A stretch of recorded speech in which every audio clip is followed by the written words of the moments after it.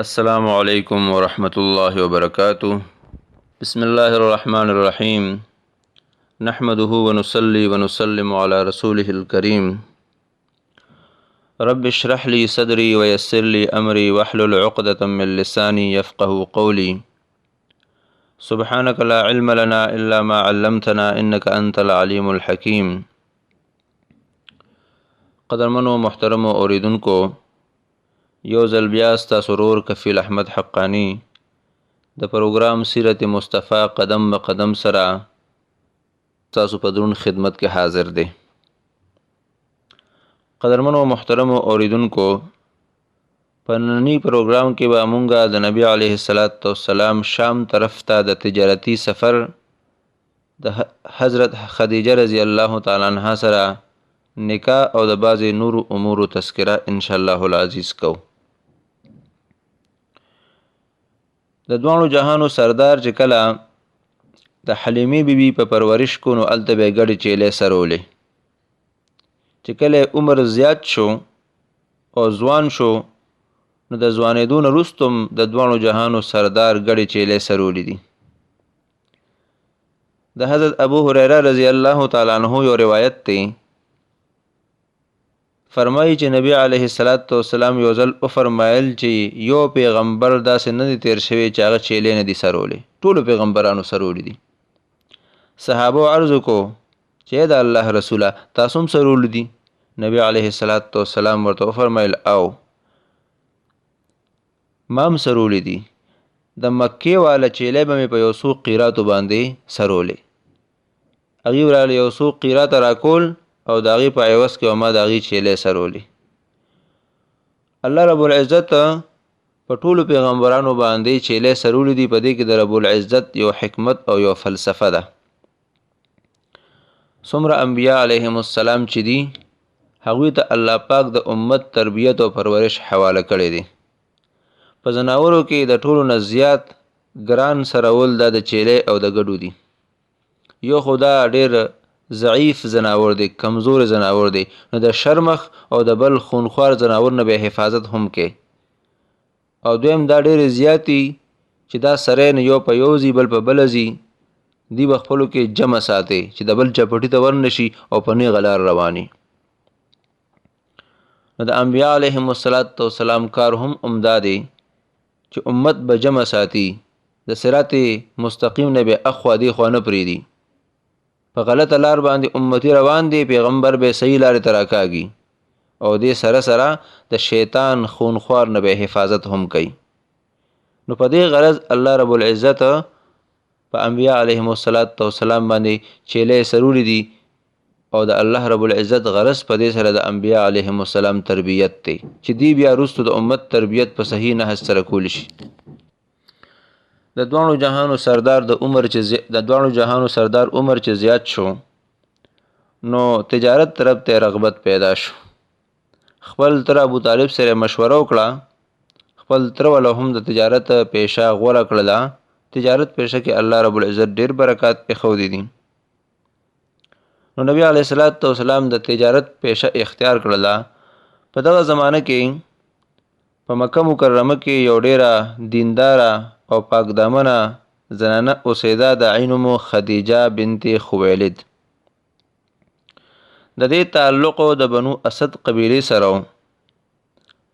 ډیر شریف خاندان سره تعلق او دا دومره پاک دامنه ښځه وه چې د جاهلیت په دور کې به دا د طاهرې په نوم باندې یادېده. طاهره پاکې ته ویل کېږي. دا بیبي د دوو خاوندانو نه کونډه وه. لومبنی نکاح د دې ابو حاله بن زراره التمیمي سره شوې وه. د ده نه وله الله رب العزت دوه هلکان ورکړو، د یو نوم هند او د بل حاله. هند او حاله دا د هلکانو نومونه دي. او دویمه نکاح د عتیق بن عابد سره شوې وه. د ده نه وله الله رب العزت یوه جینۍ ورکړې وه چې د هغې نوم هند و. لومبنی هند الک دی او دا دویم هند د جینۍ ده. عتیق بن عابد وفات شو. د دې عتیق بن عابد نه خدیجه بیبي ته ډیر زیات مال حال پاتې شو. دا کونډه وه بچی مو او ډېره زیاته مالداره وه نو دوی به د خپلو کسانو په ذریعې سره شام او عراق او یمن ته د تجارت مال لیږه په مضاربت باندې هغې ته به اجرت ورکو کله به چې د قریشو قافله تجارت دپاره روانه شوله نو دې بیبي به ورسره هم خپل مال د تجارت او مال د مضاربت روان ک او دا دومره مالداره زنانه وه چې د دې ځان له مال تجارت به د ټول قریشو د مال تجارت برابر و خدیجې بیبي ته د داسې یو معتمد انسان ضرورت و چې صادق هم وي او امین هم وي په مضاربت کې او په تجارت کې او په کاروبار کې دا دوه اوصاف ډیر زیات معتمد دي هغه کس سره به کاروبار کې چې هغه صادق وي او امین وي نو دی بیبي ته هم د خپل مال تجارت دپاره د یو صادق او د یو امین انسان ضرورت و په دغه زمانه کې د نبی علیه السلام د صداقت او د امانت ډیره زیاته چرچه وه دی چې د نبی علیه السلام د صداقت او د امانت شهرت واورېده نو د خپل وراره قطیمه په واسطه نبی علیه السلام سره رابطه وکړله او د خواهش اظهار یې وکړو چې تاسو زما مال د تجارت په مضاربت باندې شام یمن وغیره علاقو ته وړئ نور له چې څومره ګټه ورکوم د هغې نه به ډبل ګټه تاله درکوم په دغه وخت کې د دواړو جهانو سردار د ابو طالب صاحب په پرورش کو ابو طالب صاحب ډېر اهل و عیال والو په لاس کې ډېره زیاته تنګي و معاشي حالت یې لږ کمزور و د نبی علیه السلام خواهش دا و چې زه د خپل تره سره لږه مرسته وکړم تره سره یې مشوره وکړله تره ورته ووایي چې ان هذا لرزق ساقه الله علیک دا خو الله پاک تا ته د یو رزق پیشکش کړی دی یو رزق تا طرف ته راښکلی دی دې کې به انشاءالله العزیز خیر وي نو خپل تره ته د مال تجارت وړلو اجازت ورکه د خدیجې رضی الله تعالی عنها مال تجارت نبی علیه السلام شام طرف ته روان که حضرت خدیجه رضی الله تعالی عنها وسره خپل یو غلام میسره هم روان که دوی شام طرف ته روان شو په لاره کې یو ځای راځي د هغې نوم د بصره کله چې دی بصره مقام ته ورسېدل نو په دغه بصره مقام کې د یو اونې د سوري لاندې دی نزول وکړو په بصره کې یو راهب اوسېده د هغه نستوره نوم و نستوره چې نبی علیه السلام ولیده راهب و پوه شو چې دا پیغمبر دی د دواړو جهانو سردار خواله راغی او ورته وی چې ما نزل تحت هذه الشجره الا نبی د دې اونې لاندې چې نزول کوي نو پیغمبر نزول کوي او بعضو روایتو کې داسې راځي چې د دې اونې لاندې د عیسی علیه السلام نه وروسته بل پیغمبر نزول نه دی کړی بیا بعضو روایتو کې راځي چې دې راهب ځان نبی علیه السلام ته نږدې که د نبی علیه السلام سر او خپې ښکل کړي او وی ویل چې آمنت بک وانا اشهد انک الذی ذکر الله فی التورات زه په تا باندې ایمان راوړم او زه ګواهي ورکوم چې ته هغه پیغمبر یې د کوم پیغمبر تذکره چې الله رب العزت په تورات کې کړې ده بیا چې کله د نبی علیه السلام په ملا مبارک باندې مهر د نبوت ولیده نو بیا ویلې اشهد انک رسول الله النبی الامی الذي بشر بک عیسی زه ګواهي ورکوم چې ته د الله رسول یې هغه رسول هغه نبی هغه امی بشر بک عیسی چې عیسی علیه السلام د هغې بشارت ورکړی دی ځکه عیسی علیه السلام فرمایلو لا ينزل بعدي تحت هذه الشجرة الا النبي د دې اونې لاندې به زمان وروسته څوک هم نزول نه کوي ما سوا د هغه پیغمبر نه الامی الهاشمی العربي المکی صاحب الحوض والشفاعة ولواء الحمد بیا امام واقدی رحمت الله علیه نقل کړي دي چې د راهب میسره ته ووایي چې د په سترګو کې سوروالی دی نو میسره ورته وویل چې لا تفارقه ابدا دا سوروالی د دنه لرې کیږي نه.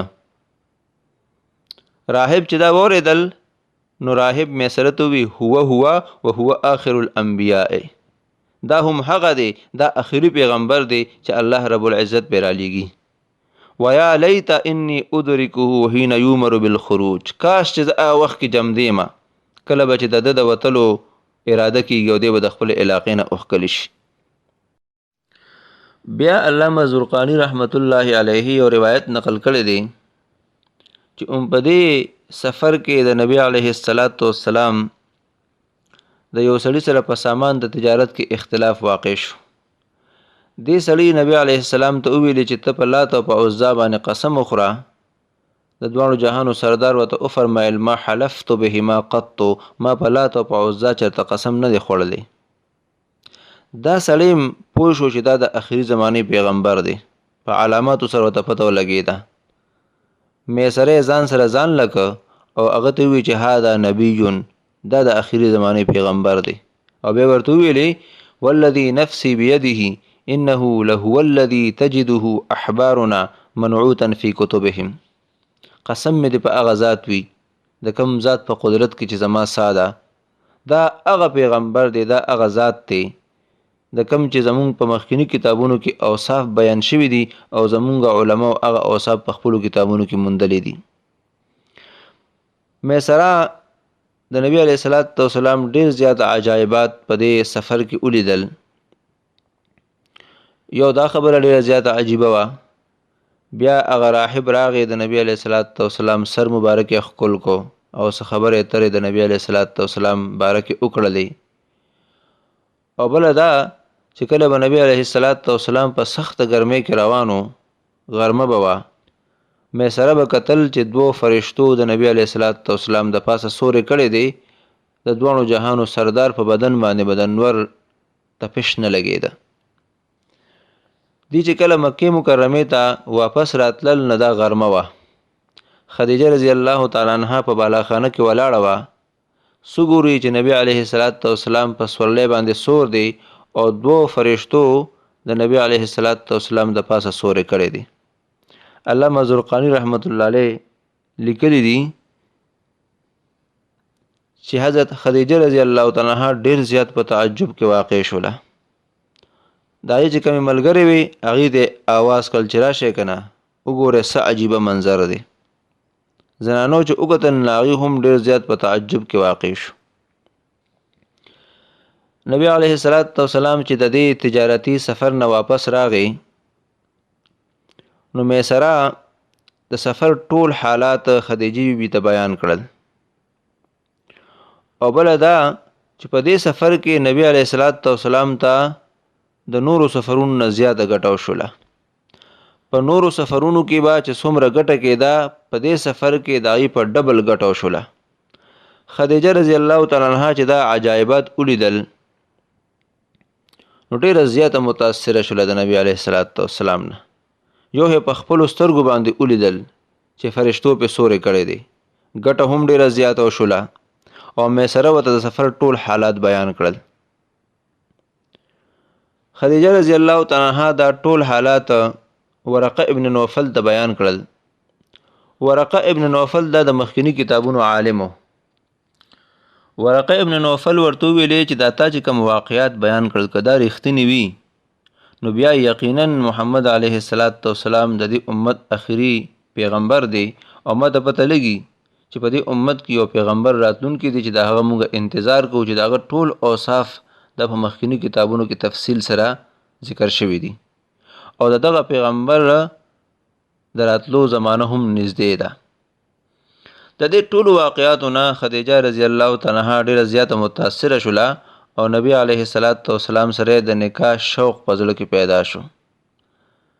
د شام د سفر نه چې نبی علیه السلام واپس راغی نو 2 میاشتې او 15 ورځې پس خدیجه رضی الله تعالی عنها نبی علیه السلام ته د نکاح پیغام ولیږه. بیا په دې کې روایات مختلف دي. بعض روایتو کې راځي چې د نکاح دا پیغام خدیجه رضی الله تعالی عنها بنفس نفیس په خپله نبی علیه السلام ته ورکړی دی او بعضو روایتو کې راځي چې نه یو زنانه وه نفیسه د هغه نفیسه په واسطه پیغام د نکاح نبی علیه السلام ته لېږلی دی او بعضې وایي چې د عاتکه بنت عبدالمطلب په واسطه باندې د نکاح پیغام نبی علیه السلام ته لېږلی دی بعضو پکې جمع هم کړی ده بعضې مورخین او علما فرمایي چې اولې د نفیسه یا د عاتکه بنت عبدالمطلب په واسطه نبی علیه السلام ته د نکاح پیغام ولیږه د دغه زنانه په واسطه ورته پته ولګېده چې د نبی علیه السلام هم نکاح طرف ته رغبت شته نو بیا ورسره په خپله هم خبره کړې ده د نکاح پیغام نبی علیه السلام ته د حضرت خدیجه رضی الله تعالی عنها له طرفه ملو شو د شام د سفر نه د واپسۍ نه وروستو 2 میاشتې او 15 ورځې تېرې شوې دي نبی علیه السلام خپل تر مبارک سره مشوره وکړله ابو طالب صاحب هم په دې خبره باندې خوشحاله شو ځکه خدیجه رضی الله تعالی عنها داسې یو زنانه وه چې په عربو کې او په مکه مکرمه کې د ډیرو خلکو دا خواهش و چې خدیجه رضی الله تعالی عنها سره نکاح وکړي یو خو ته الله پاک مال حال ورکړو او بل ډیره زیاته شریفه پاک دامنه او طاهره زنانه وه ابو طالب صاحب په دې باندې خوشحاله شو او د هغې خواهش هم دا و چې نبی علیه السلام د خدیجې بیبي سره نکاح وکړي د نکاح دپاره تاریخ متعین شو د نبی علیه السلام له طرفه ابو طالب صاحب حضرت حمزه رضی الله تعالی عنه او د خاندان نور مشران شو او د خدیجې رضی الله تعالی عنها له طرف نه د هغې څه مشران شو نبی علیه السلام سره چې کوم مشرانو ابو طالب صاحب حمزه صاحب دوی د حضرت خدیجه رضی الله تعالی عنها کور ته لاړل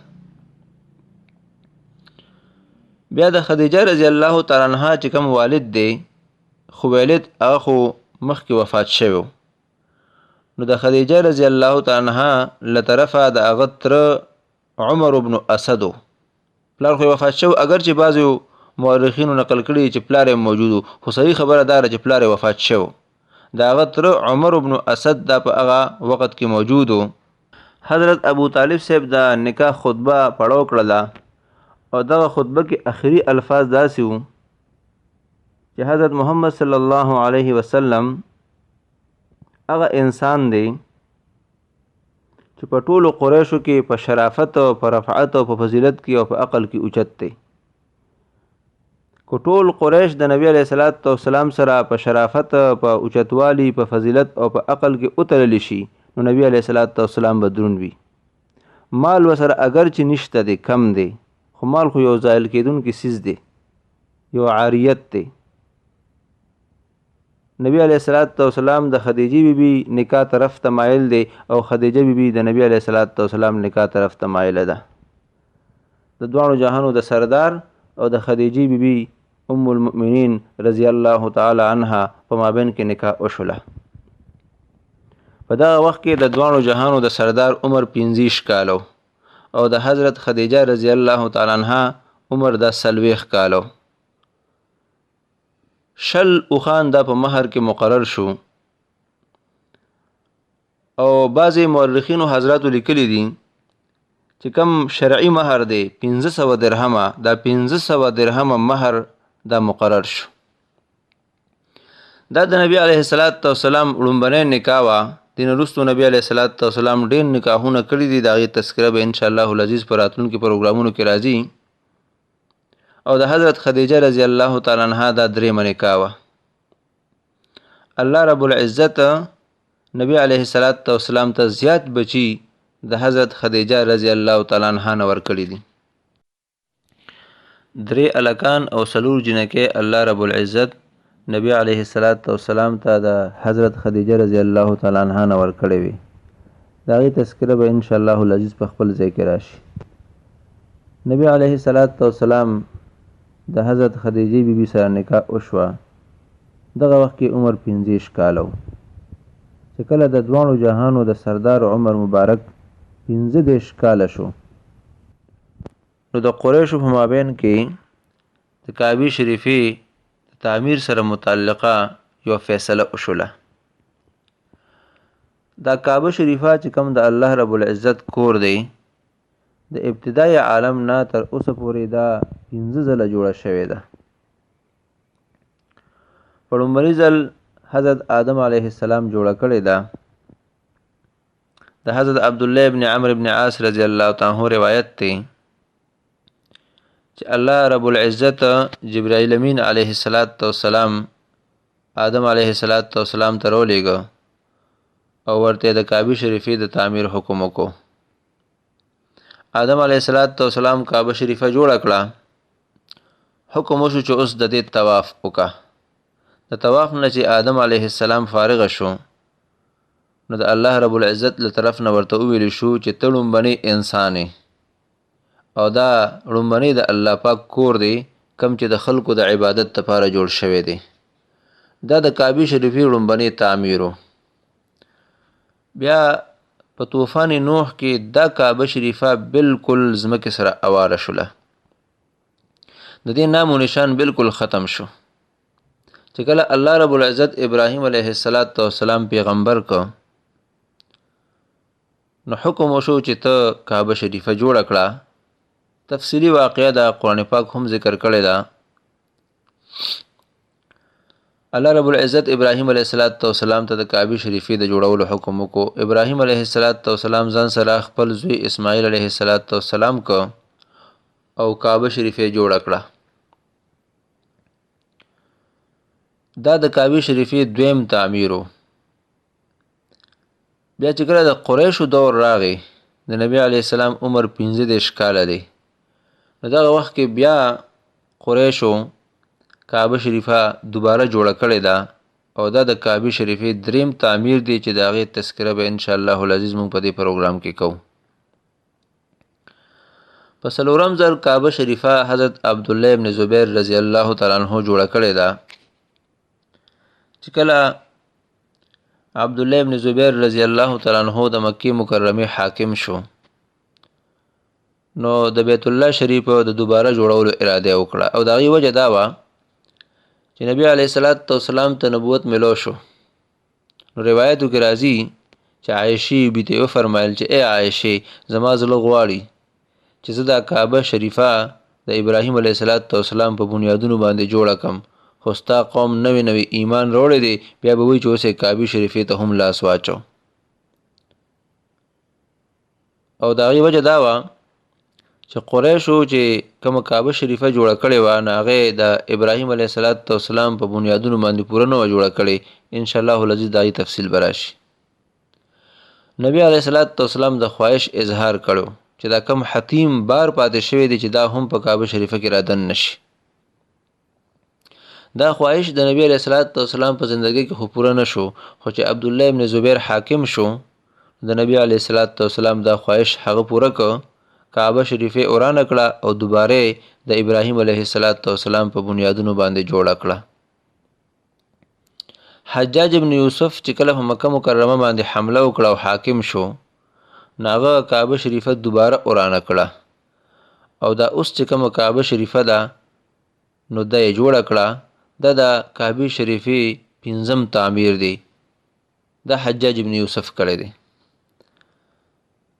کله چې د هارون رشید باچایي راغله، نو هغه اراده وکړه چې دا کعبه شریفه زه د ابراهیم علیه السلام په بنیادونو باندې جوړوم، د کوم چې نبی علیه السلام خواهش ظاهر کړو. امام مالک رحمت الله علیه دا وخت کې جمع دی، هغه ورته وفرمایل چې بیا د دې نه به هسې لوبې ټوقې جوړې شي. هغوی هارون رشید منع که، هر باچا به راځي او د خپل خواهش مطابق به د کعبه شریفې تعمیر کوي. په دې کې د کعبه شریفې توهین دی. نو د هغه وخت نه تر اوسه پورې عمده کعبه شریفه ده، الله پاک د باقی او ساری ساتي. نو قریشو د کعبه شریفې د دوباره جوړولو اراده وکړه او د هغې وجه دا وه چې ابراهیم علیه السلام چې کعبه شریفه جوړه کړې وه، د هغې ډېر زیات وخت تیر شوی. بیا د کعبه شریفه داسې په لاندې ځای کې وه چې باران به وشو نو اوبه به دې ته راجمع کېدې. نو د هغې د وجې نه د کعبه شریفې دیوالونه ډېر زیات کمزوري شوي. او بعضې مورخینو حضراتو لیکلي دي چې د چا نه په غلطۍ کې دغلته اور ولګېده. د هغې د وجې نه هم د کعبې شریفې آبادۍ ته نقصان ورسېد، چوندې پکې رالل. نو قریش په خپلو کې راجمع شو او دا فیصله وکړله چې کعبه شریفه دا جوړو. کعبه شریفه په دغه وخت کې غیر مسقف وه، یعنې د کعبې شریفې د پاسه چت نو. دیوالونه هم ډېر لنډي و، ډېر اوږده اوږدونه لکه څنګه چې اوس اوږده دیوالونه دي. د دې مابین کې په دې باندې اتفاق راغی چې کعبه شریفه به ورانه کو، شهیده کو او دوباره به یې جوړه کو.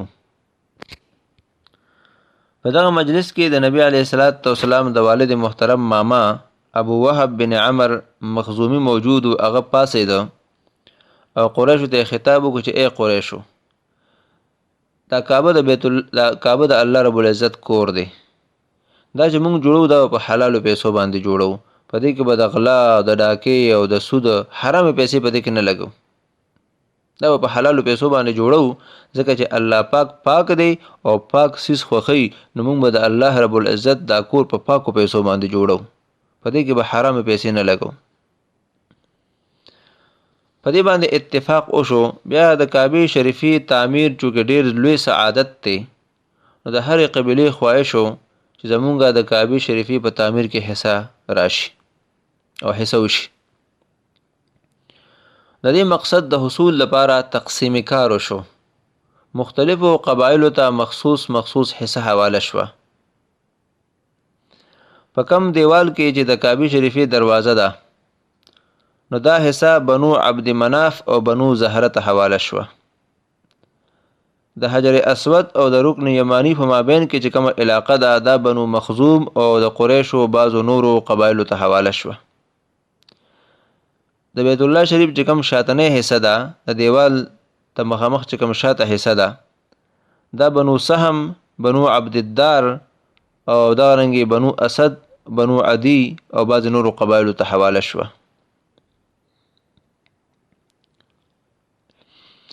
قریشو عمده تقسیمی کار کو چې د چرته نه خبر راغی چې یو تجارتي جاز را روانو د جدې بندرګاه سره، هغې ټکره وخوړل او هغه ټوټې شو. ولید بن مغیره چې دا واورېدل، نو هغه وی چې دا خو ډېره بهترینه موقع ده، ځکه د دوی نیت ده چې موږ په کعبې شریفې باندې چت هم اچو. نو ولید بن مغیره لاړه او د دغه جاز چې څومره تختې وي هغې په پیسو باندې واخیستې او مکې مکرمې ته یې راوړې. بیا دغه جز سره نږدې یو ترکان او یو معمار و، د هغه نوم باقوم و. هغه باقوم هم ځان سره راوسته، دې لپاره چې ته به زموږ دپاره د کعبې شریفې په تعمیر کې حصه اخلې.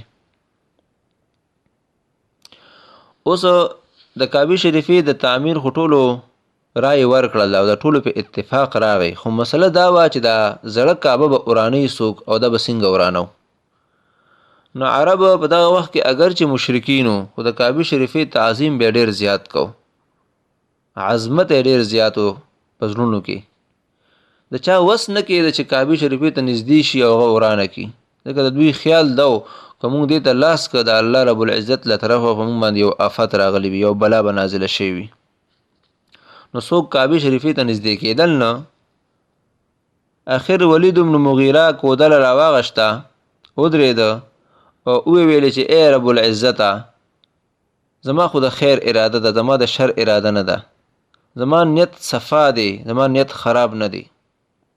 ځکه دا کعبه شریفه اورانوم، دې لپاره اورانوم چې دوباره جوړوم، نیت مې خراب نه دی.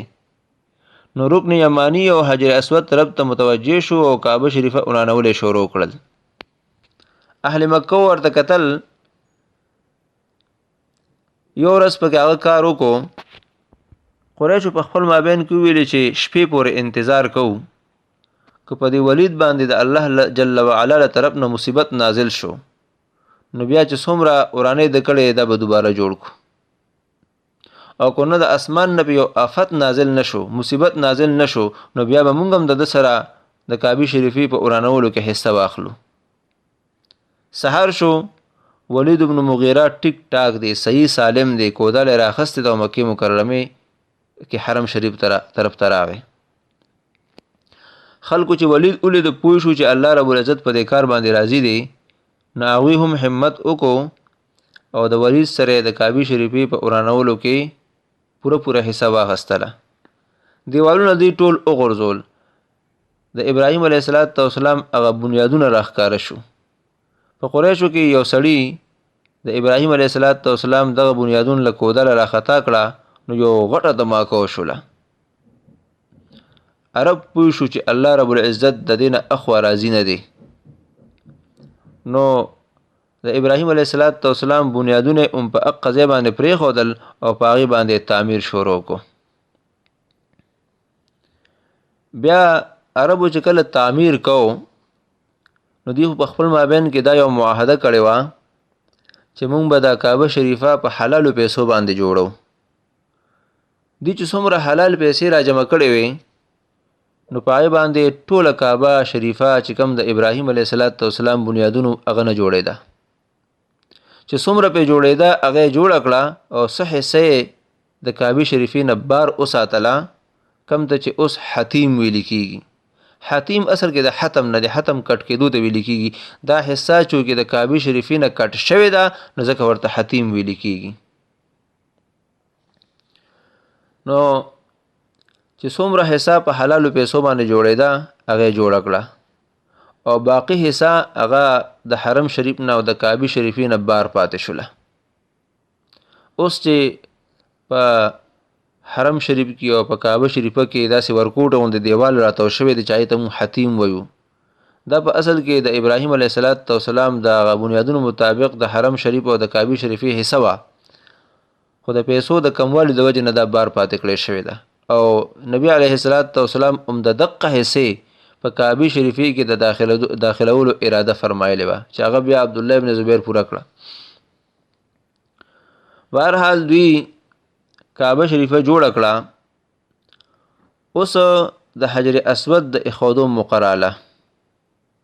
نو حجر اسود ایښودل دا خو یو ډېر لوی سعادت دی، یو ډېر لوی د برکت کار دی.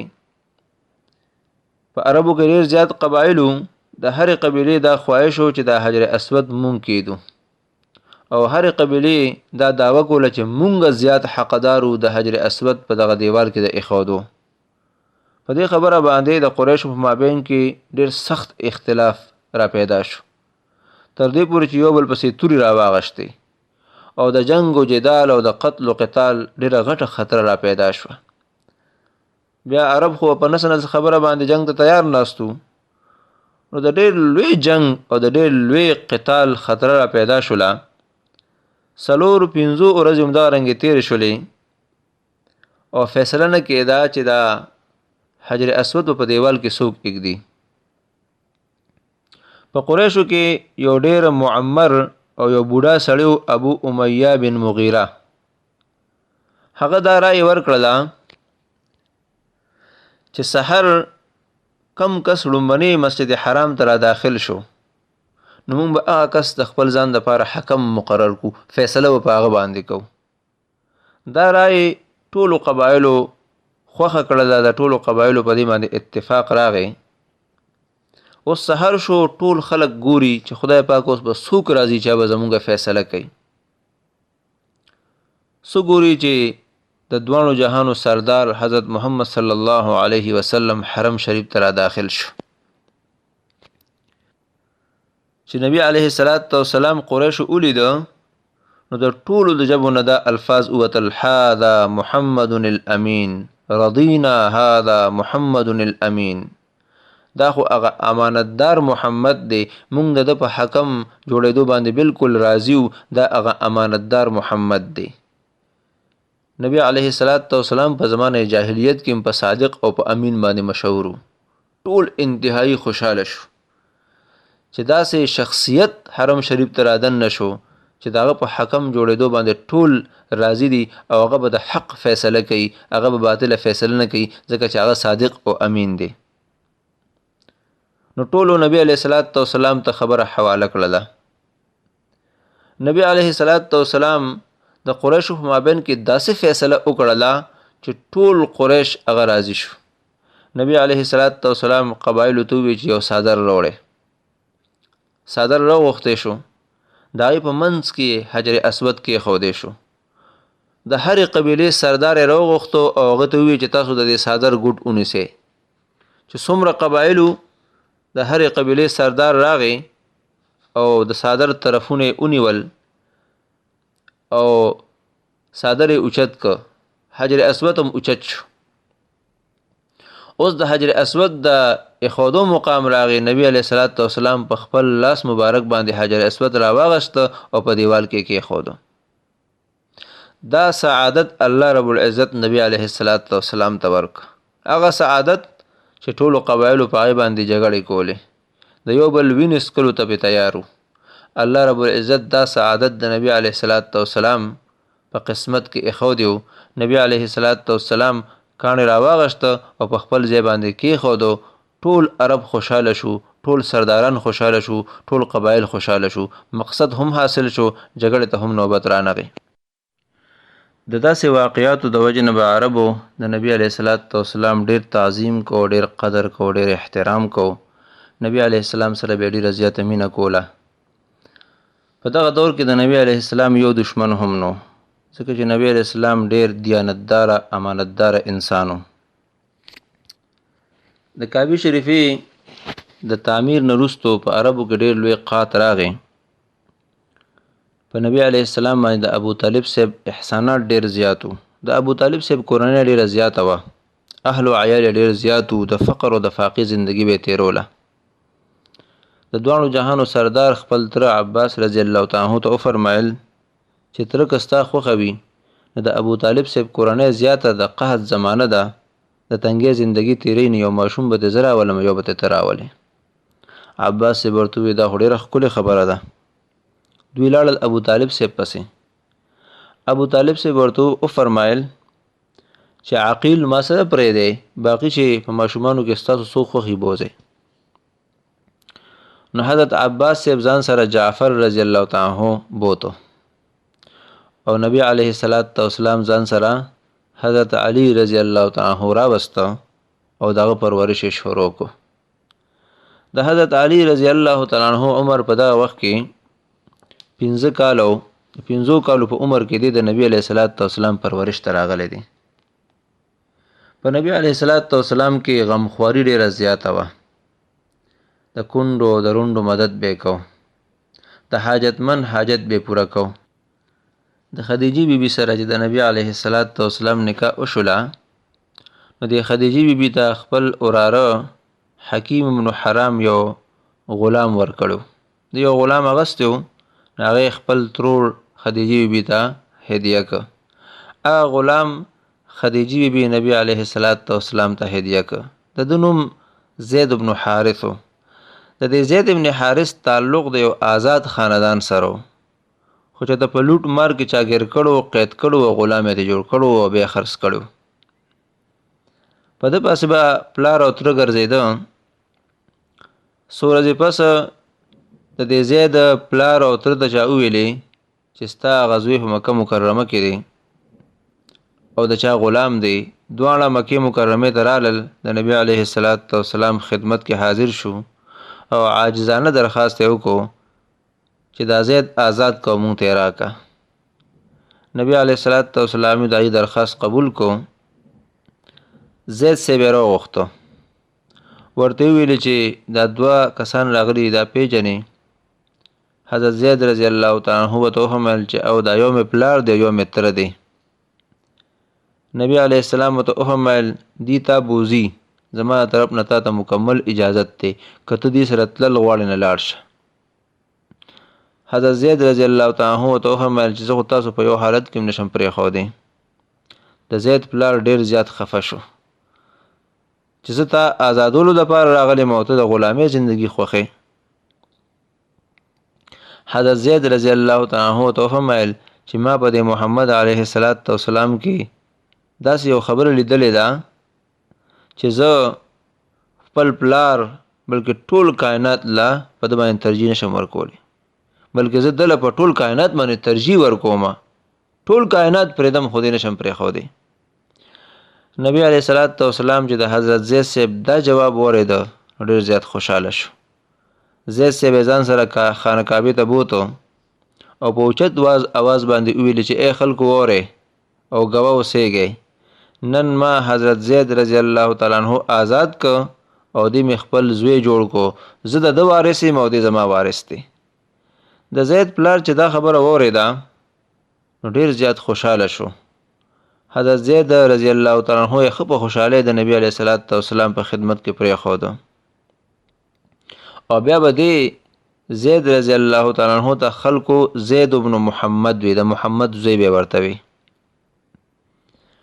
او بیا دا همغه حضرت زید رضی الله تعالی عنہ دی چې د یو نکاح وکړه د یو بیبي سره هغې ته طلاق ورکو او هغه بیبي سره بیا نبی علیه الصلاة والسلام نکاح کړی ده قرآن پاک هم هغه واقعې ته اشاره کړې ده فلما قضا زید منها وطرا زوجناکها لکی لا یکون علی المؤمنین حرج په دغه زمانه کې به خلکو چې چاته زوی وویلې نو هغه به د حقیقي زوی غوندې ګڼه که هغه به واده وکړو ښځه به یې طلاق کړه نو هغه سره به یې نکاح نه کوله زمونږ په پښتنو کې هم یو غلط دستور دی چې چاته خور ووایي نو بیا هغه سره د خور معامله کوي یعنې پرده ترې نه کوي چاته په خور ویلو سره څوک حقیقتا خور کیږي نه او نه چاته زوی ویلو سره څوک حقیقتا زوی کیږي صرف په خوله باندې خور ویلو سره پرده نه ختمیږي او صرف په خوله باندې زوی ویلو سره هم پرده نه ختمیږي زوی هغه دی چې کوم حقیقتا الله پاک زوی جوړ کړی دی او رور او خور هغه ده چې کوم حقیقتا الله پاک رور او حق جوړ کړی دی